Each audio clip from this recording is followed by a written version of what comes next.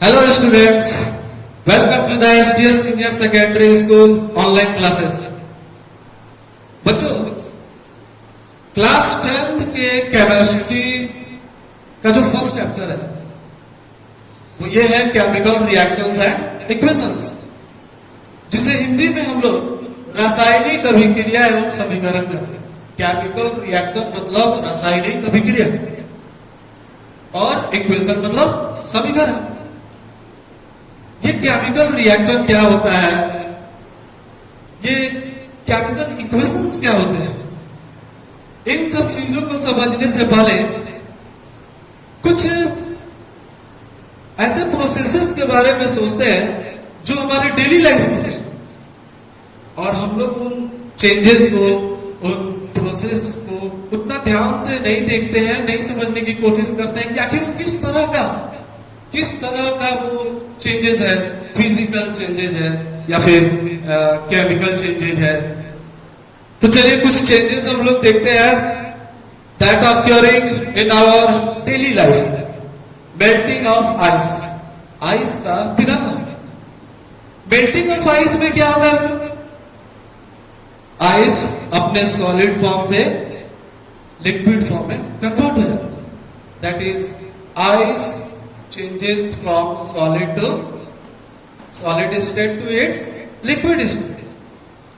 Ice अपने solid state से liquid state में कन्वर्ट हो जाता है। चेंजेस तो हुआ, आइस सॉलिड से लिक्विड में कन्वर्ट हुआ, ये एक चेंज हम लोग को दिखने मिला। लेकिन क्या ये चेंज फिजिकल है या फिर केमिकल है? क्या इसमें कोई नया सब्सटेंस बना, क्या कोई नया सब्सटेंस का फॉर्मेशन हुआ? ये चीज हम लोग सोचेंगे। दूसरा देखते हैं इवेपोरेशन ऑफ वाटर। वाटर का जब इवेपोरेशन होता है तो वाटर अपने लिक्विड स्टेट से किस में कन्वर्ट होता है? गैसियस फॉर्म में। That is water vapour. Gaseous form में, यानी कि in the form of water vapours. तो इसमें भी बच्चों चेंजेस तो हुआ, मगर जरा ध्यान दीजिए कि आखिर ये चेंजेस किस टाइप के हैं। ये चेंजेस तो स्टेट में चेंजिंग पता चल रहा है, solid to liquid. Melting of ice में स्टेट में चेंजिंग हुआ, सॉलिड स्टेट से liquid state. Evaporation of water में क्या चेंजेस होते हैं?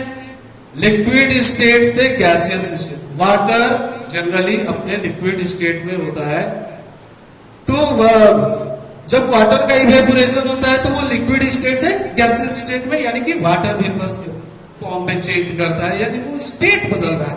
क्या कोई नया सब्सटेंस बना? नहीं बना, कोई भी न्यू सब्सटेंस फॉर्म नहीं हुआ, सिर्फ स्टेट चेंज हुआ है। तीसरा देखते हैं dissolution of sugar in water. जब चीनी पानी में घुल जाता है तो क्या कोई नया चीज बनता है? नहीं, सिर्फ चीनी यानी कि शुगर टोटली डिफ्यूज हो जाता है वाटर में, टोटली डिफ्यूज होता है, नो न्यू सब्सटेंसेस फॉर्म। सो अगर इन तीनों एग्जांपल्स को देखें, अगर इन तीनों चेंजेस को देखें, अगर हम लोग इन तीनों प्रोसेसेस को देखें, तो हम लोग साफ साफ कह सकते हैं बच्चों की these are physical changes. Which type of changes? Physical changes. Why are these physical changes? Because no new substances are formed. Only physical state is changed of the original substance. Original substance का सिर्फ physical state change हुआ है। और diffusion, अगर हम लोग तीसरे option की बात करें तो diffusion में क्या? It is also a physical process. सिर्फ वैकेंट स्पेस को ऑक्यूपाई कर लेना, फिजिकल प्रोसेस। अब आते हैं हम लोग चौथे में। ये भी हम लोगों ने अपने डेली लाइफ में देखा, रस्टिंग ऑफ आयरन। लोहे में जंग लगना। हम लोग जानते हैं कि लोहे में जब जंग लगता है तो लोहे के ऊपर एक ब्राउन कलर का लेयर चढ़ जाता है, एक ब्राउन कलर का लेयर कोटेड हो जाता है। वो ब्राउन कलर का coating layer is quite different, वो बिल्कुल डिफरेंट है फ्रॉम द ओरिजिनल आयरन। वो आयरन से बिल्कुल डिफरेंट है, मगर वो बना है आयरन से।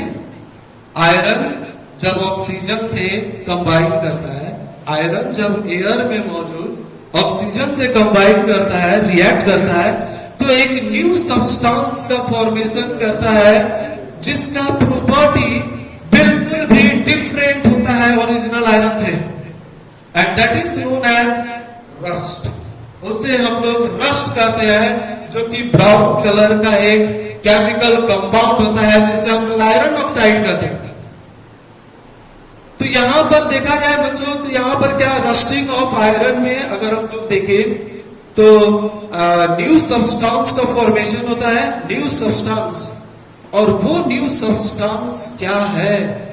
वो न्यू सब्सटेंस है iron oxide, iron oxide which is brown in colour, जो कि आयरन के सतह के ऊपर, आयरन के सरफेस के ऊपर बैठ जाता है, कोटेड हो जाता है। तो यहां पर हम लोग देखें बच्चों कि आयरन जब ऑक्सीजन से कंबाइन करता है, मॉइस्चर एयर में मौजूद ऑक्सीजन से कंबाइन करता है, मॉइस्चर से कंबाइन करता है, तो एक नया सब्सटेंस बनता है आयरन ऑक्साइड। और ये आयरन ऑक्साइड का जो प्रॉपर्टी होता है वो ओरिजिनल आयरन से बिल्कुल डिफरेंट होता है। तो यहां पर किसी स्टेट में चेंजिंग नहीं आया, बल्कि यहां पर केमिकल प्रॉपर्टीज में चेंजिंग आया। वो बिल्कुल उसके प्रॉपर्टी प्रीवियस ओरिजिनल सब्सटेंस से बिल्कुल डिफरेंट, बिल्कुल भी डिफरेंट है। अब अगर हम लोग देखें formation of curd from milk, आपने अक्सर मिल्क से दही जमते हुए तो जरूर देखा होगा। दूध से दही का जमना एक केमिकल प्रोसेस है जिसमें लैक्टिक एसिड का फॉर्मेशन होता है। दही में लैक्टिक एसिड आ जाता है बच्चों, और कर्ड में जो लैक्टिक एसिड है which is quite different from the milk. Milk में भी लैक्टिक एसिड होता है मगर थोड़ा सा होता है, मगर कर्ड में कुछ ज्यादा ही होता है। और इसके अलावा हम लोग ये भी जानते हैं कि दूध से दही का जमना कौन सा प्रोसेस कहलाता है? That is known as fermentation. उसे हम लोग फर्मेंटेशन के नाम से जानते हैं। Burning of wood in air, लकड़ी का एयर में जलना। जब हम लोग लकड़ी को एयर में जलाते हैं तो लकड़ी में मौजूद कार्बन एयर में मौजूद ऑक्सीजन से कंबाइन करता है और फिर एक गैस रिलीज होता है, that is known as carbon dioxide gas. Carbon dioxide gas which is quite different from that of the reactants. Carbon dioxide का प्रॉपर्टी बिल्कुल डिफरेंट होता है कार्बन और ऑक्सीजन से। तो ये तीनों प्रोसेस अगर हम लोग देखें, ये तीनों जो चेंजेस हैं वो किस टाइप के चेंजेस हैं? ये केमिकल चेंजेस है। ये कैसे चेंजेस है बच्चों? केमिकल चेंजेस है। ये क्यों केमिकल चेंजेस है? क्योंकि केमिकल चेंजेस ऐसे प्रोसेस को कहते हैं, ऐसे चेंजेस को कहते हैं जिसमें नए सब्सटेंस का फॉर्मेशन होता है नए प्रॉपर्टीज के साथ। और ये ऊपर के तीनों जो एग्जाम्पल हैं, ये जो ऊपर के तीनों जो प्रोसेसेस हैं, इसलिए हम लोग फिजिकल चेंजेस करते हैं। क्यों फिजिकल चेंजेस करते हैं? क्योंकि इन तीनों चेंजेस में, इन तीनों प्रोसेसेस में कोई भी नया सब्सटेंस नहीं बना है, सिर्फ और सिर्फ फिजिकल प्रॉपर्टी चेंज हुआ है। और बाकी के नीचे तीनों प्रोसेसेस में न्यू सब्सटेंस बने हैं, इसलिए ये तीनों केमिकल चेंजेस हैं। तो बच्चों जैसे कि प्रीवियस क्लासेस में, जूनियर क्लासेस में आप लोग पढ़ चुके हैं कि फिजिकल चेंजेस क्या होते हैं। Physical changes are those changes in which no new substances are formed, only physical properties of the original substance changes. Chemical changes क्या होता है? Chemical changes are those changes in which new substances are formed with new properties. Chemical changes में जो नए substance होते हैं वो original substance का प्रॉपर्टीज, आइडेंटिटीज, नेचर लॉस्ट कर देता है, वो बिल्कुल डिफरेंट होता है। तो अब हम लोग देखेंगे कि केमिकल रिएक्शंस क्या होते हैं, आखिर ये केमिकल रिएक्शन होता है, केमिकल रिएक्शन क्या होता है, ये चीज को हम लोग समझेंगे अभी। ओके बच्चों, अब हम लोग समझेंगे केमिकल रिएक्शन होते क्या है। इसी चीज को समझाने के लिए इतना समझना पड़ा, फिजिकल चेंजेस क्या होते हैं, केमिकल चेंजेस क्या होते हैं। तो अब हम लोग आते हैं कि केमिकल रिएक्शंस क्या होते हैं। बच्चों केमिकल रिएक्शन को अगर देखें तो बहुत इजी वे में हम लोग बोल सकते हैं कि chemical reactions are the chemical changes in which new substances are formed, जिसमें नए सब्सटेंस का फॉर्मेशन होता है। केमिकल रिएक्शंस केमिकल चेंजेस होते हैं जिसमें नए सब्सटेंसेस का फॉर्मेशन होता है विथ डिफरेंट प्रॉपर्टीज, अलग प्रॉपर्टीज के साथ, बिल्कुल डिफरेंट प्रॉपर्टीज के साथ। तो केमिकल रिएक्शंस का डेफिनेशन हम लोग आराम से खुद से बना के लिख सकते हैं कि chemical reactions are chemical changes, chemical changes in which new substances are formed with new properties.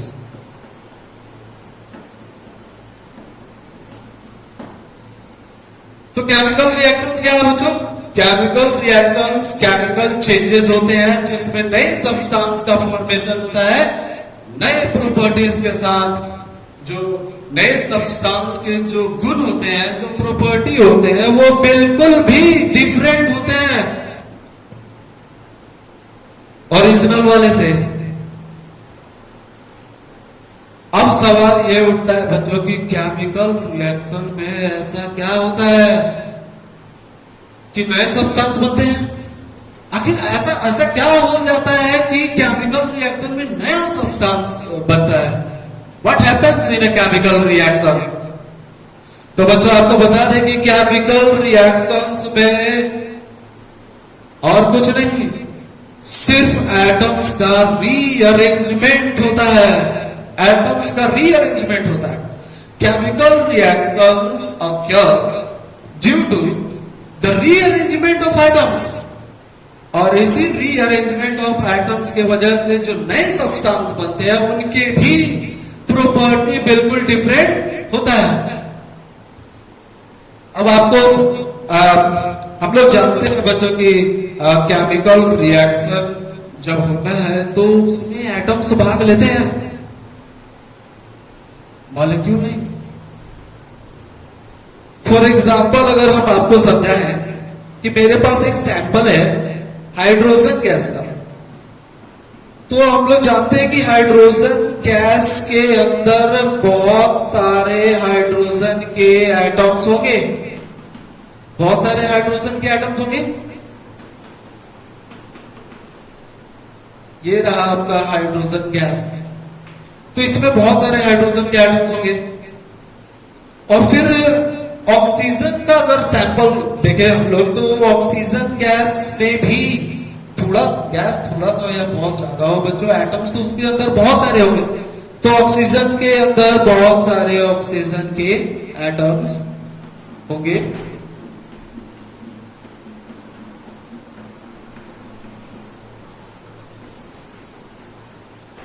अब सवाल यह है कि हाइड्रोजन गैस जब कंबाइन करता है ऑक्सीजन गैस से, हाइड्रोजन गैस को जब हिट करते हैं ऑक्सीजन गैस से तो वाटर बनता है, और उस वाटर का जो प्रॉपर्टी होता है, केमिकल प्रॉपर्टीज होते हैं उसके, बिल्कुल डिफरेंट होते हैं हाइड्रोजन और ऑक्सीजन से, बिल्कुल भी डिफरेंट है। H2 प्लस O2 जब आपस में कंबाइन करते हैं तो वाटर बनता है। अब देखो बच्चों, ये हाइड्रोजन गैस के अंदर अगर किसी एक एटम की बात की जाए तो हम लोग जानते हैं कि हाइड्रोजन का फर्स्ट सेल में ही, फर्स्ट और आखिरी सेल में कितने इलेक्ट्रॉन होते हैं? आउटर मोस्ट सेल में 1। सो ये भी तो अटेन करना चाहता है, ये भी अपनी स्टेबिलिटी को प्राप्त करना चाहता है, स्टेबल होना चाहता है। तो ये हाइड्रोजन के आउटर मोस्ट सेल में एक इलेक्ट्रॉन, ये हाइड्रोजन के आउटर मोस्ट सेल में एक इलेक्ट्रॉन, ऐसे करके सारे हाइड्रोजन एटम्स के आउटर मोस्ट सेल में 1 इलेक्ट्रॉन है। तो वो तो स्टेबल है नहीं। हाइड्रोजन अपने डुप्लेट को कंप्लीट करना चाहता है, स्टेबल होना चाहता है। तो वो क्या करते हैं कि आपस में एक इलेक्ट्रॉन को क्या करते हैं? शेयर कर लेते, बंध जाते हैं, आपस में एक कोवैलेंट बॉन्ड का फॉर्मेशन करते हैं due to the sharing of 1 electron from the both side. दोनों साइड से एक इलेक्ट्रॉन का शेयर करते हैं। तो ये दोनों आपस में एक इलेक्ट्रॉन का शेयर करते हैं, तो इन दोनों के बीच में एक बॉन्ड हो जाता है। तो फिर ये दोनों आपस में बंध जाते हैं एक फोर्स ऑफ अट्रैक्शन से, जिसे हम लोग इंट्रा मोलेकुलर फोर्स के नाम से जानते हैं। Intra molecular force of attraction. The force exists between two atoms. Between two atoms. Point to be noted बच्चों, between two atoms. दो एटम्स के बीच में जिस फोर्स ऑफ अट्रैक्शन से बंधे होते हैं दो एटम, तो उस फोर्स को हम लोग इंट्रामोलेकुलर फोर्स कहते हैं। और एक होता है इंटरमोलेकुलर फोर्स ऑफ अट्रैक्शन, जो मॉलिक्यूल और मॉलिक्यूल के बीच में लगता है। The force, the bond formed between two molecules.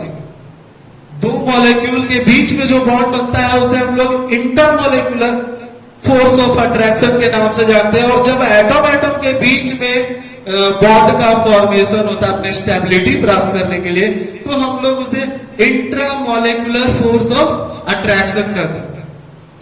तो ये बन गया आपका intramolecular force of attraction, that is H2 molecule. ये मॉलिक्यूल बन गया। ऐसे न जाने कितने सारे मॉलिक्यूल, हर हाइड्रोजन एटम दूसरे हाइड्रोजन एटम से आपस में कंबाइन करता होगा स्टेबिलिटी प्राप्त करने के लिए। तो ऐसे कर करके हाइड्रोजन के H2 मॉलिक्यूल बन गया। तो ये रहा आपका H और H, दैट इज H2, ये मॉलिक्यूल रहा। और फिर ऑक्सीजन के साथ भी तो वही बात है बच्चों। ऑक्सीजन के आउटर मोस्ट सेल में कितने इलेक्ट्रॉन होते हैं? 6 इलेक्ट्रॉन्स।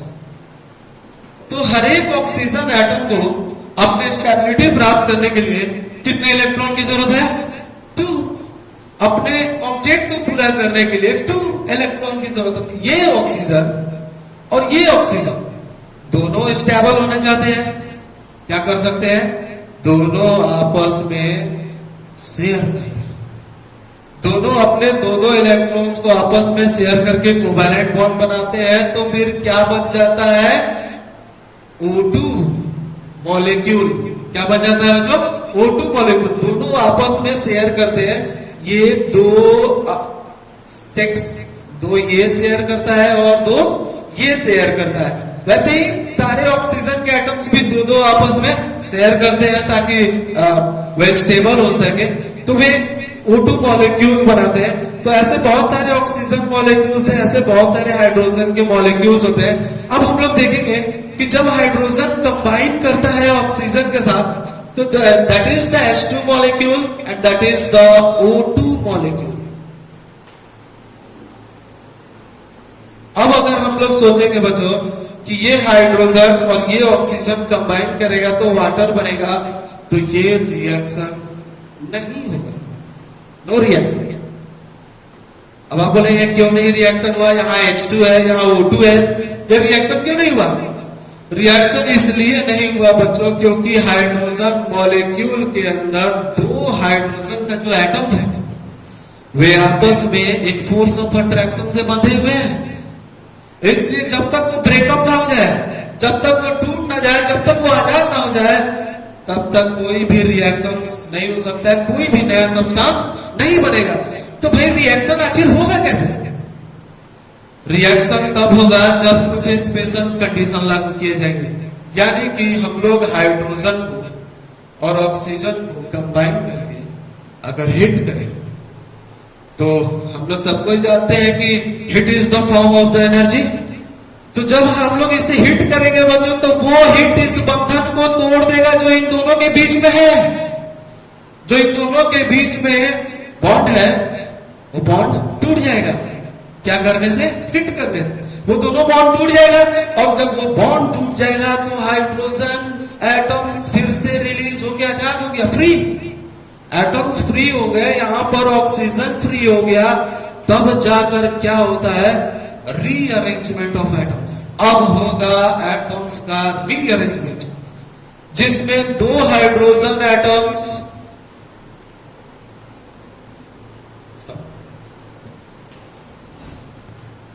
हाँ, तो बच्चों जैसे ही हम लोग हिट करते हैं हाइड्रोजन को ऑक्सीजन के साथ कंबाइन करके, तो वो हिट, वो एनर्जी प्राप्त करने के बाद ये जो बॉन्ड था हाइड्रोजन मॉलिक्यूल के अंदर, एटम्स के अंदर जो बॉन्ड था वो टूट गया है। वो ऑक्सीजन के अंदर जो बॉन्ड है वो टूट जाता है, और फिर क्या शुरू होता है? रीअरेंजमेंट ऑफ एटम शुरू होता है। रीअरेंज, फिर से अरेंज होते हैं। तो ये दो हाइड्रोजन के एटम एक ही ऑक्सीजन एटम के साथ फिर से कंबाइन करते हैं, और वो भी किस रेशियो में? 2:1, यानी हाइड्रोजन 2 के रेशियो में और ऑक्सीजन 1 के रेशियो में। तो ये अब जाकर के बना एक नया molecule, that is known as water molecule, which has the totally different properties from that of the reactants। बिल्कुल भी डिफरेंट प्रॉपर्टीज होते हैं वाटर के, जिनसे वाटर खुद बना है। जिससे वाटर बना है उसी के प्रॉपर्टी से वाटर का प्रॉपर्टी डिफरेंट होता है। That means there is the chemical change in which new substance is form. और वो न्यू सब्सटेंस क्यों फॉर्म हुआ है? रीअरेंजमेंट ऑफ एटम्स के वजह से। तो हम लोग देख सकते हैं कि दो हाइड्रोजन एटम एक ऑक्सीजन के साथ कंबाइन करके वाटर का एक मॉलिक्यूल बनाया, और वाटर का बिल्कुल भी प्रॉपर्टी हाइड्रोजन और ऑक्सीजन से डिफरेंट होता है। हाइड्रोजन एक कंबस्टिबल गैस होता है और ऑक्सीजन कंबसन को सपोर्ट करता है। कुछ भी बिना ऑक्सीजन के जल नहीं सकता है, लेकिन वाटर फायर एक्सटिंग्विशर का काम करता है। जबकि इसी वाटर के अंदर हाइड्रोजन और ऑक्सीजन के एटम्स भी मौजूद हैं। So that is the chemical reaction. तो बच्चों केमिकल रिएक्शंस क्यों होते हैं, मतलब केमिकल रिएक्शंस में नई सब्सटेंस क्यों बनते हैं? तो हम लोग इसका साफ साफ जवाब दे सकते हैं कि केमिकल रिएक्शन में नए substance due to rearrangement of atoms के वजह से बनते हैं। और चूंकि रीअरेंजमेंट ऑफ एटम होता है, इसलिए उनका प्रॉपर्टी भी चेंज हो जाता है, पहले से उनका प्रॉपर्टी चेंज हो जाता है। अब यहां देखिए, दो हाइड्रोजन एक ऑक्सीजन के साथ कंबाइन करके वाटर बनाया, तो भाई यहां पर तो 4 हाइड्रोजन है और यहां पर 2 ऑक्सीजन है। ये वाला एक ऑक्सीजन का एटम कहां जाएगा? ये 2 हाइड्रोजन एक ऑक्सीजन एटम के साथ तो कंबाइन कर लिया और वाटर का एक मॉलिक्यूल बनाया, लेकिन ये वाला ऑक्सीजन, तो ये वाला ऑक्सीजन अदर 2 हाइड्रोजन से कंबाइन करेगा। सिंगल 2 हाइड्रोजन के साथ ये ऑक्सीजन आपस में फिर से रीअरेंज करेंगे, तो फिर से एक नया वाटर का मॉलिक्यूल बनेगा। यानी कि ये 2:1 का रेशियो बता रहा है कि 2 हाइड्रोजन एक ऑक्सीजन एटम के साथ कंबाइन करके एक नया सब्सटेंस बनाता है। तो ये 4 हाइड्रोजन 2 ऑक्सीजन के साथ मिलकर 2 वाटर मॉलिक्यूल बनाएगा कि नहीं? बिल्कुल बनाएगा।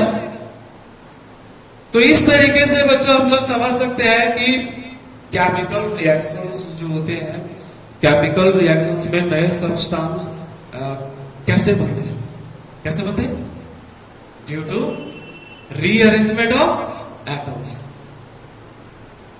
अब हम लोग देखेंगे कुछ केमिकल रिएक्शंस के, हम लोग एग्जांपल्स देखेंगे, कुछ केमिकल रिएक्शंस के एग्जांपल्स देखते हैं मतलब। हाँ तो बच्चों अभी हम लोग एग्जांपल देख रहे थे कि दो हाइड्रोजन एटम एक सिंगल ऑक्सीजन एटम के साथ आपस में कंबाइन करके एक नया सब्सटेंस बनाया, एक नया मॉलिक्यूल बनाया। तो कहीं आपके मन में यह सवाल उठ रहा हो जैसे कि कहीं आपके मन में यह सवाल आ रहा हो कि सर दो हाइड्रोजन के साथ एक ही ऑक्सीजन क्यों, दो ऑक्सीजन के साथ एक हाइड्रोजन क्यों नहीं? तो बात ये उठता है कि बच्चों ऑक्सीजन के आउटर मोस्ट सेल में कितने इलेक्ट्रॉन्स होते हैं? ऑक्सीजन के बैलेंस इलेक्ट्रॉन कितने होते हैं? 6 होते हैं, 2 4 5 और 1 6। और हाइड्रोजन के कितने होते हैं? 1।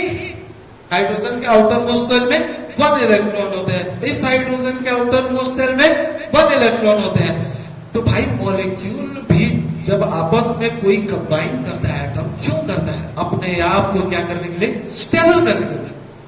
तो ये हाइड्रोजन एक इसके साथ कंबाइन कर लिया, ऑक्सीजन एक इसके साथ कंबाइन किया अपना, फिर ये हाइड्रोजन इसके साथ आपस में कंबाइन किया, फिर ऑक्सीजन का एक इसमें आपस में कंबाइन किया, कंबाइन कर लिया। तो ये हाइड्रोजन तो अपना डुप्लेट पूरा कर लिया, हाइड्रोजन अपना डुप्लेट पूरा कर लिया, स्टेबल हो गया। ये हाइड्रोजन अपना डुप्लेट पूरा कर लिया, स्टेबल हो गया।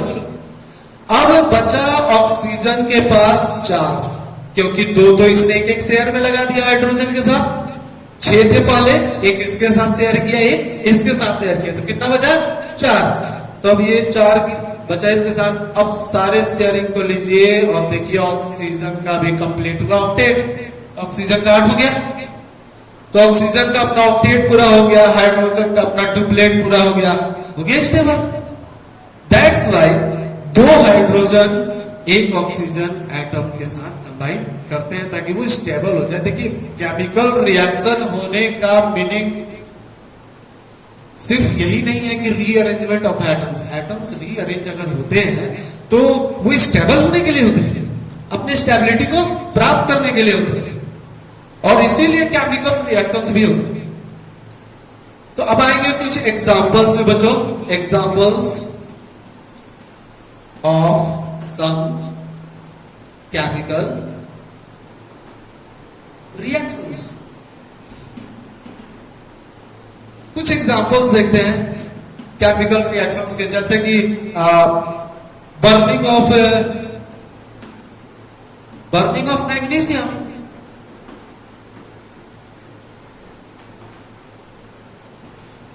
आप लोग तो बहुत अच्छे से जानते हैं कि मैग्नीशियम एक मेटल है। मैग्नीशियम एक मेटल है जो बड़ी आसानी से अवेलेबल होता है लेबोरेटरी में, या तो रिबन के फॉर्म में या फिर वायर के फॉर्म में। तो अगर हम लोग मैग्नीशियम को बर्न करते हैं एयर में, तो अगर बच्चों हम लोग मैग्नीशियम को एयर में बर्न करते हैं तो क्या होता है? मैग्नीशियम एयर में मौजूद ऑक्सीजन के साथ कंबाइन करता है। मैग्नीशियम एयर में मौजूद ऑक्सीजन के साथ कंबाइन करता है और एक नया सब्सटेंस बनाता है नई प्रॉपर्टी के साथ, दैट इज कॉल्ड, जिसे हम लोग मैग्नीशियम ऑक्साइड बोलते हैं। क्या बोलते हैं? Magnesium oxide. तो जब मैग्नीशियम को हम लोग बर्न करते हैं एयर में मौजूद ऑक्सीजन के साथ, तो एक नया व्हाइट कलर का कंपाउंड बनता है जिसे हम लोग मैग्नीशियम कंपाउंड कहते हैं, Mg+O2 MgO, magnesium oxide. Balance कर लेते हैं इसको, 2 और यहां पर 2। तो बच्चों मैग्नीशियम जो होता है, जब मैग्नीशियम रिबन को या वायर को आप चलाइएगा एयर में मौजूद, तो वो ऑक्सीजन के साथ जब कंबाइन करता है तो डैजलिंग लाइट, एक डैजलिंग लाइट के साथ चलता है, व्हाइट लाइट। डैजलिंग मतलब कि हमारी आंखों पर वो आ जाता है, इसलिए उसे हम लोग डैजलिंग कहते हैं, आंखें चौंधिया देने वाली लाइट, व्हाइट लाइट। तो जब मैग्नीशियम को हम लोग एयर में बर्न करते हैं तो आप देखेंगे कि नीचे एक सब्सटेंस गिरेगा, उस पाउडर लाइक सब्सटेंस होता है, उसी पाउडर लाइक सब्सटेंस को हम लोग मैग्नीशियम ऑक्साइड के नाम से जानते हैं। तो ये भी तो एक केमिकल रिएक्शन है जिसमें एक नए सब्सटेंस का फॉर्मेशन हुआ, जिसका प्रॉपर्टी बिल्कुल भी डिफरेंट है जिससे ये बना है, यानी कि प्रोडक्ट का रिएक्टेंट से बिल्कुल भी डिफरेंट प्रॉपर्टी है। तो it is also an example of a chemical reaction. हाँ, मैग्नीशियम के ऊपर जनरली ऐसे मैग्नीशियम को रख देते हैं तो मैग्नीशियम के ऊपर जनरली एक लेयर चढ़ जाता है, व्हाइट कलर का ये लेयर चढ़ता है और वो लेयर यही है बच्चों, मैग्नीशियम ऑक्साइड का लेयर। तो जब हम लोग लैब में उसे जलाने वाले होते हैं तो सबसे पहले सैंड पेपर से उसके उस कोटेड को, उस लेयर को हम लोग सैंड पेपर से हटा देते हैं, उसके बाद उसे जलाते हैं। तो जब हम लोग मैग्नीशियम को जलाते हैं तो कैसा लाइट देता है? डैजलिंग, डैजलिंग लाइट देता है, हमारी आंखों को वो नुकसान भी कर सकता है। तो ये एक एग्जाम्पल हुआ। एक दूसरा एग्जाम्पल देखते हैं केमिकल रिएक्शन का।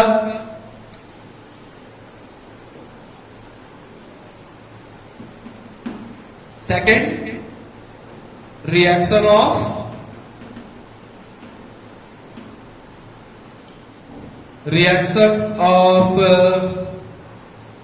जिंक विथ dilute HCl और सल्फ्यूरिक एसिड।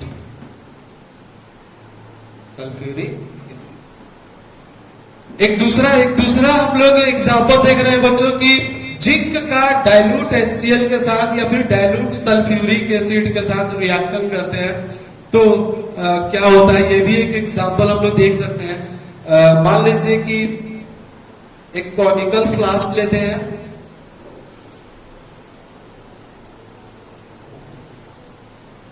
कॉनिकल फ्लास्क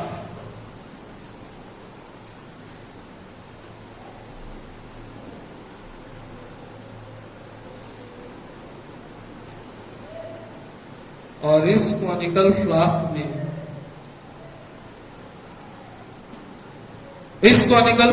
में डाइल्यूट HCl लेते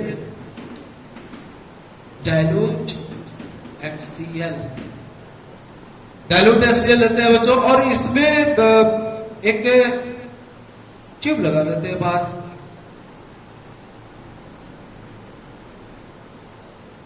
अगर हम लोग डाइल्यूट HCl में जिंक के ग्रेन्यूल्स छोटे छोटे जिंक के पीसेस डालते हैं डाइल्यूट HCl में, आप चाहो तो डाइल्यूट सल्फ्यूरिक एसिड से भी आप रिएक्शन करके देख सकते हैं।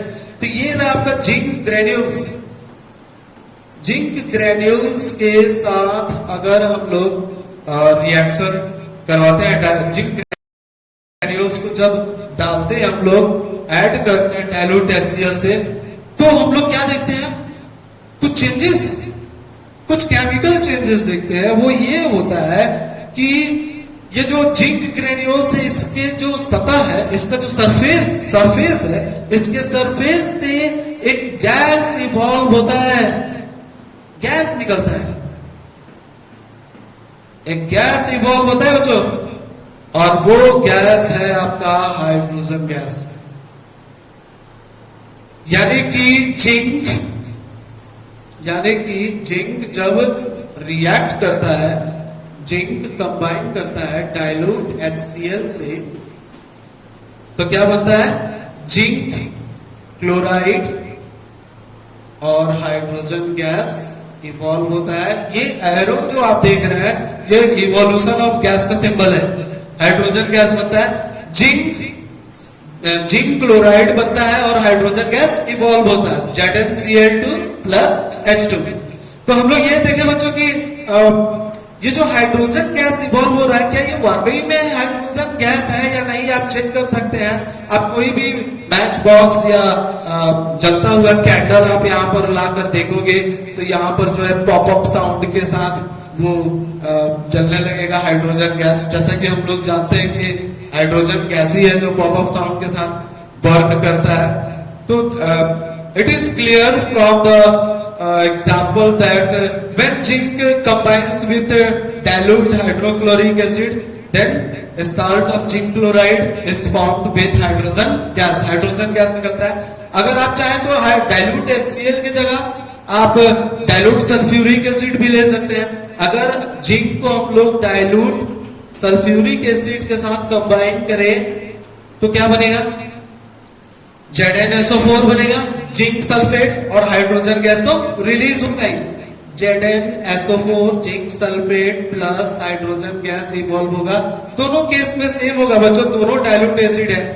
तो ये जो है, अगर आप बाहर से एपरेटस को अगर आप टच करोगे तो आपको मालूम चलेगा ये बाहर से गर्म हो चुका है, ये बाहर से हॉट हो चुका है।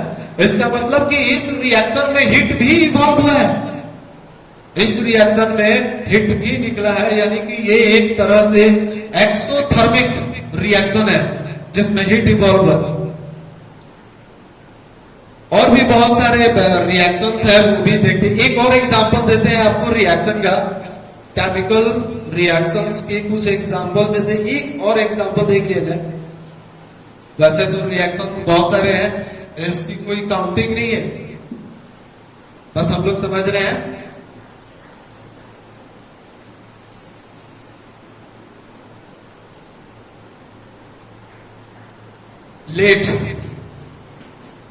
लेड नाइट्रेट, जब लेड नाइट्रेट सॉल्यूशन को हम लोग पोटासियम आयोडाइड के साथ कंबाइन करते हैं, पोटासियम आयोडाइड सॉल्यूशन के साथ कंबाइन करते हैं, तो एक येलो कलर का प्रिसिपिटेट प्राप्त होता है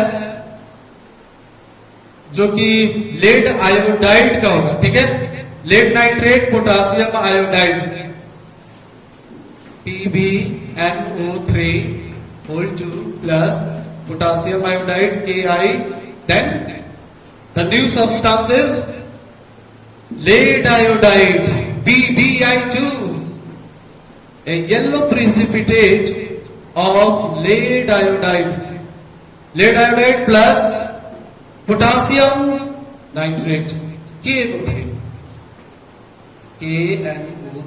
पोटासियम नाइट्रेट का फॉर्मेशन होता है। तो आप यहां पर देख सकते हैं चेंजेस की, अगर हम लोग मान लीजिए कि एक टेस्ट ट्यूब में हम लोग लेड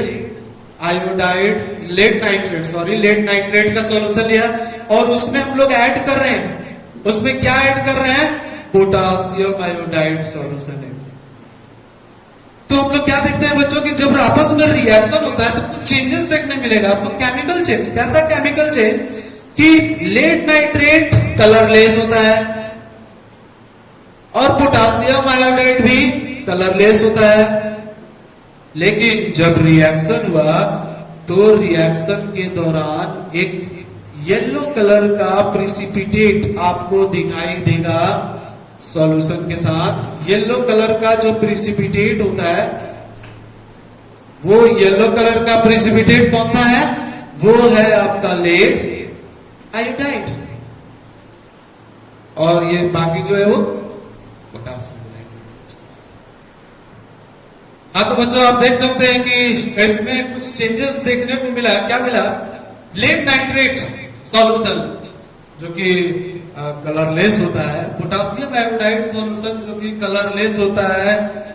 तो ये जब दोनों सॉल्यूशन को आपस में कंबाइन किया गया तो कंबाइन करने के बाद एक येलो कलर का प्रिसिपिटेट प्राप्त हुआ जिसे हम लोग लेड आयोडाइड के नाम से जानते हैं, और पोटासियम नाइट्रेट।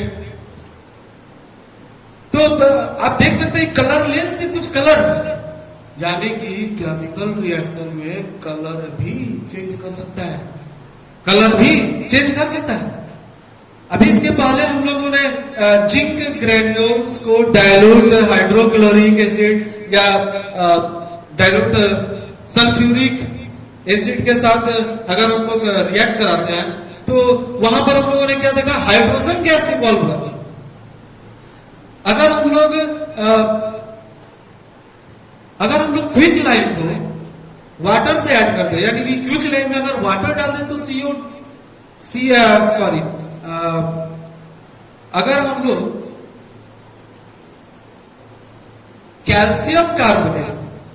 लोग कैल्शियम कार्बोनेट को हिट करें तो हम लोग देख सकते हैं कि कैल्शियम कार्बोनेट को हिट करने से कार्बन डाइऑक्साइड गैस इवॉल्व होता है। तो कुछ रिएक्शंस में गैस इवॉल्व होते हैं, कुछ ऐसे रिएक्शंस हैं जिसमें कलर चेंज होता है, जैसा कि अभी हम लोगों ने देखा कलर चेंज हुआ। कुछ केमिकल रिएक्शंस ऐसे होते हैं जिसमें हीट भी एक्सचेंज करता है, जैसे कि हीट बढ़ जाए, टेम्परेचर पहले से बढ़ सकता है, टेम्परेचर पहले से घट सकता है। जैसे कि जिंक वाले में ही हमने आपको बताया था कि जिंक ग्रेन्यूल्स को अगर सल्फ्यूरिक एसिड या फिर डाइल्यूट HCl में हम लोग डालेंगे और बाहर से अगर हम लोग टच करें, अगर एपरेटस को अगर हम लोग देखें तो वो जो ग्लास ट्यूब है बाहर से काफी गर्म हो जाता है। तो इन सब का मतलब क्या निकलता है? इन सब का मतलब ये निकलता है कि केमिकल रिएक्शंस के कुछ अपने कैरेक्टरिस्टिक्स होते हैं। जब भी कोई केमिकल रिएक्शन होता है तो कुछ ऐसा ऑब्जर्वेबल, ऑब्जर्व करने लायक कुछ ऐसे चेंजेस, कुछ ऐसे कैरेक्टरिस्टिक दिखाई देते हैं जो जिसे हम लोग ऑब्जर्व कर सकते हैं। जैसे कि कलर में चेंजिंग होना ऑब्जर्व कर सकते हैं, हाइड्रोजन गैस या फिर कोई other gas, carbon dioxide gas का इवॉल्व होना। अगर गैस दिखाई ना दे, महसूस तो हो सकता है, उसे टेस्ट तो कर सकते हैं हम लोग।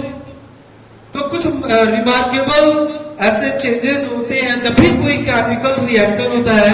जब भी कोई केमिकल रिएक्शन होता है तो उसमें से कुछ ना कुछ ऑब्जर्वेबल, रिमार्केबल चेंजेस बच्चों दिखाई देते हैं, जिसे हम लोग characteristics of a chemical reaction के नाम से जानते हैं। किस नाम से जानते हैं? Characteristics of a chemical reaction. हम लोग देखेंगे कि ऐसे कौन कौन से कैरेक्टरिस्टिक्स होते हैं केमिकल रिएक्शन के। उससे पहले आपको बता दें कि कहीं आपके मन में आ रहा होगा कि sir what is a precipitate, ये प्रिसिपिटेट होता क्या है? तो आपको हम बता दें बच्चों की प्रिसिपिटेट क्या होता है, थोड़ा समझा दें, आगे हम लोग अच्छे से डील करेंगे डिटेल में। What is the precipitate? ये प्रिसिपिटेट क्या होता है? प्रिसिपिटेट बच्चों एक सॉलिड सब्सटेंस होता है। क्या होता है? सॉलिड सब्सटेंस होता है। प्रिसिपिटेट एक केमिकल कंपाउंड होता है, एक तरह का क्या होता है? केमिकल कंपाउंड होता है। प्रिसिपिटेट एक सॉलिड सब्सटेंस होता है, केमिकल कंपाउंड होता है जो रिएक्शंस के दौरान बनता है, जो रिएक्शंस के दौरान बनता है और जो कि सॉल्यूशन में बिना डिसॉल्व किए बॉटम पे बैठ जाता है। जब दो सॉल्यूशंस को, when two solutions are combined, when two solutions mixed, जब दो सॉल्यूशन मिक्स होते हैं तो बनता है प्रिसिपिटेट। जब दो सॉल्यूशन मिक्स होता है तो एक सॉलिड सब्सटेंस बनता है जो कि सॉल्यूशन में बिना डिसॉल्व किए सॉल्यूशन के नीचे बैठ जाता है, कंटेनर में बैठ जाता है बॉटम पे, और वो डिसॉल्व नहीं होता। तो उसे हम लोग प्रिसिपिटेट कहते हैं। आगे हम लोग डिस्कस करेंगे अच्छे से कि प्रिसिपिटेट क्या होता है। तो बच्चों अब हम लोग आते हैं कैरेक्टरिस्टिक्स ऑफ केमिकल रिएक्शंस। जैसे कि अभी हम लोगों ने कुछ एग्जांपल्स देखा, तो कुछ एग्जांपल्स में क्या देखा हम लोगों ने? यार केमिकल रिएक्शन के अंदर जब केमिकल रिएक्शन होता है तो कलर भी चेंज करता है, गैस का भी इवोल्यूशन होता है, यहां तक कि प्रिसिपिटेट भी बनता है। टेम्परेचर में भी चेंजिंग आते हैं, टेम्परेचर बढ़ सकता है, टेम्परेचर राइज कर सकता है, टेम्परेचर लो हो सकता है पहले से। तो ये कैरेक्टरिस्टिक्स ऑफ केमिकल रिएक्शंस में जब भी कोई केमिकल रिएक्शन होता है तो इन सब में से कोई ना कोई या फिर एक से ज्यादा आपको कैरेक्टरिस्टिक देखने को मिल सकता है। किसी भी केमिकल रिएक्शन, कोई भी केमिकल रिएक्शन होता है तो इनमें से एक या एक से ज्यादा कैरेक्टरिस्टिक्स आपको दिख सकते हैं। जब कोई केमिकल रिएक्शन होता है तो हो सकता है कि गैस का इवोल्यूशन हो सकता है कि कलर में चेंजिंग आ जाए, हो सकता है टेम्परेचर में चेंजिंग हो जाए, टेम्परेचर राइज कर जाए, डिक्रीज कर जाए। स्टेट में भी बदलाव हो सकता है केमिकल रिएक्शन के दौरान। फॉर्मेशन ऑफ ए प्रिसिपिटेट, किसी रिएक्शन के दौरान प्रिसिपिटेट भी बन सकता है। अभी अभी हम लोगों ने देखा कि जब लेड नाइट्रेट को पोटासियम आयोडाइड के साथ रिएक्शन कराते हैं तो प्रिसिपिटेट बनता है। इवोल्यूशन ऑफ गैस में हम लोग देख चुके हैं हाइड्रोजन गैस कैसे इवॉल्व होता है जब जिंक को डाइल्यूट सल्फ्यूरिक एसिड या डाइल्यूट हाइड्रोक्लोरिक एसिड से कंबाइन कराते हैं। जब कैल्शियम कार्बोनेट को हिट करते हैं तो CO2 गैस इवॉल्व होता है। तो इस तरीके से चेंज इन कलर, कलर भी हम लोग देख चुके हैं। उसी वाले एग्जांपल को आप ले सकते हैं, yellow precipitate of lead iodide, change in colour भी हो गया। चेंज इन टेम्परेचर, ये जिंक वाला जो हम लोग एग्जांपल देखे थे जिंक ग्रेन्यूल्स के साथ, तो उसमें राइज इन टेम्परेचर हो जाता है, तो वो भी एक बढ़ गया। वो भी चेंज इन टेम्परेचर भी हो सकता है। चेंज इन स्टेट, ये देखते हैं कि क्या केमिकल रिएक्शन के दौरान स्टेट में भी बदलाव आ सकता है। ऑफ कोर्स आ सकता है बच्चों, किसी केमिकल रिएक्शन के दौरान स्टेट में भी चेंजिंग आ सकता है। और इसका सबसे अच्छा एग्जांपल है burning of wax. Burning of wax, जब हम लोग मोम को जलाते हैं तो आप साफ जानते हैं कि मोम के अंदर का कार्बन ऑक्सीजन से कंबाइन करके CO2 गैस रिलीज करता है, प्लस वाटर वेपर भी रिलीज होते हैं। ये मोम के वैक्स वेपर कर देते हैं, वैक्स वेपर्स भी रिलीज होते हैं, वैक्स वेपर्स।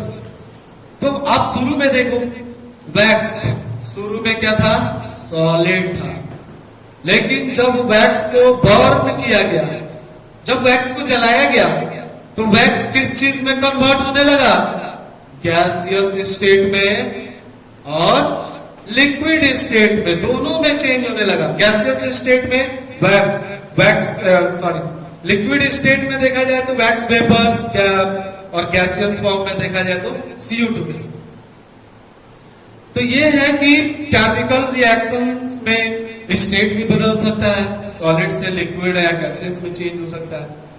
किसी गैस का इवोल्यूशन हो सकता है, टेम्परेचर में चेंजिंग आ सकती है, स्टेट बदल सकता है, प्रिसिपिटेट का फॉर्मेशन हो सकता है। तो कोई भी केमिकल रिएक्शन में इन सब में कोई ना कोई कैरेक्टरिस्टिक जरूर होता है। एक हो सकता है, एक से ज्यादा हो सकता है, और अगर इनमें से अगर कोई भी ना हो तो समझे बच्चों वो केमिकल रिएक्शन नहीं है। अब आगे हम लोग एक एक करके और अच्छे से डिटेल में सबके बारे में पढ़ेंगे। फिर हम लोग केमिकल इक्वेशन सीखेंगे, क्या होता है, कैसे बनाएंगे। अगले क्लास में मिलते हैं बच्चों, तब तक के लिए